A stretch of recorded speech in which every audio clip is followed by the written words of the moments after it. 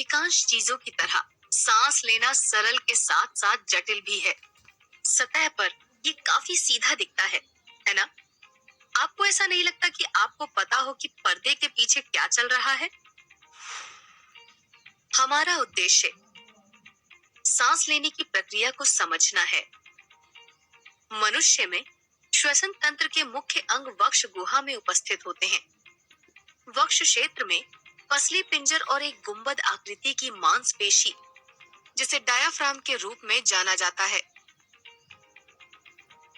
पसली पिंजर में फुफ्फुस झिल्ली उपस्थित होती है जो फेफड़ों को घेरती है। दायां फेफड़ा 3 पालियों में विभाजित होता है, दायां ऊर्ध्ववर्ती, दायां मध्य और दायां अधोवर्ती। बायां फेफड़ा छोटा होता है और इसमें केवल 2 पालियां होती हैं, बाईं ऊर्ध्ववर्ती और बाईं अधोवर्ती पाली। दोनों फेफड़े बाह्य रूप से छोटी नलिकाकार श्वसनी से जुड़े होते हैं जो संयुक्त होकर श्वास नली से प्रसारित होते हैं। श्वास नली में उपास्थि के अपूर्ण सी आकार के छल्ले होते हैं जो श्वास नली भित्ति को टकराने से रोकते हैं।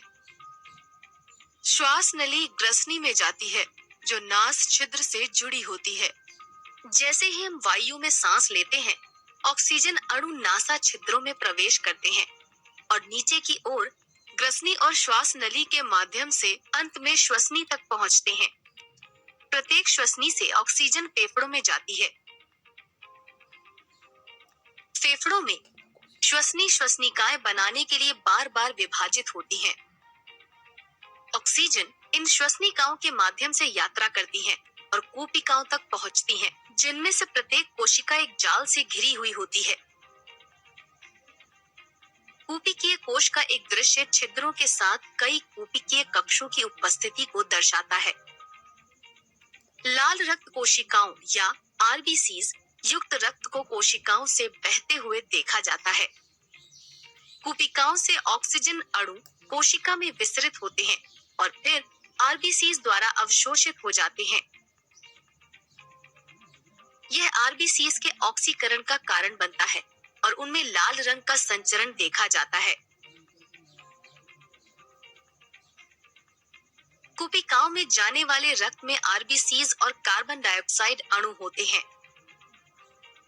यह अणु कूपिकाओं में मुक्त होते हैं।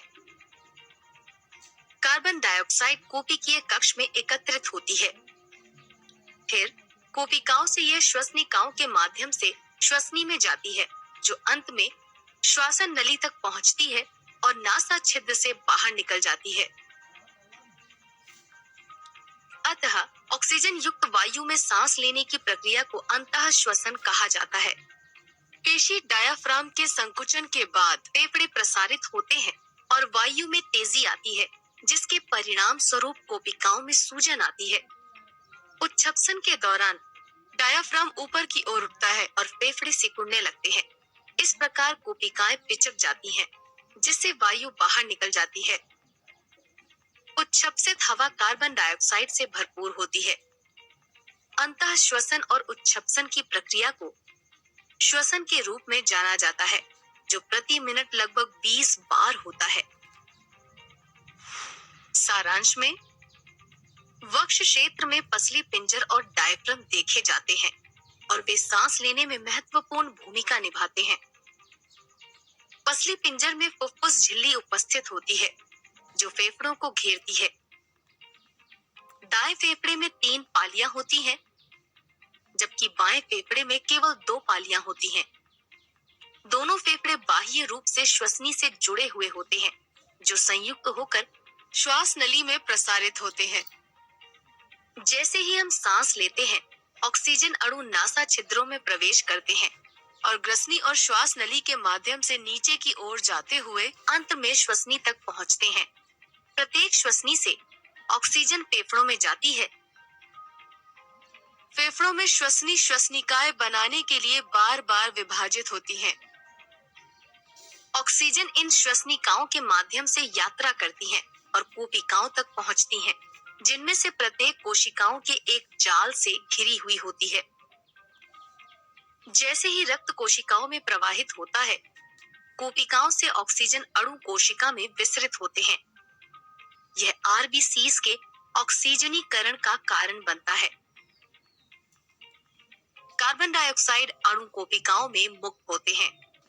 उन्हें कोशिका कक्ष में एकत्र किया जाता है और फिर कोशिकाओं से वे श्वसनिकाओं के माध्यम से श्वसनी में जाते हैं, जो अंत में श्वास नली तक पहुंचते हैं और नासा छिद्रों से बाहर निकल जाते हैं। आप हाथियों को जानते हैं? खैर, उनके पास एक अद्वितीय श्वसन तंत्र होता है जो उन्हें आसानी से स्नॉर्कल करने देता है।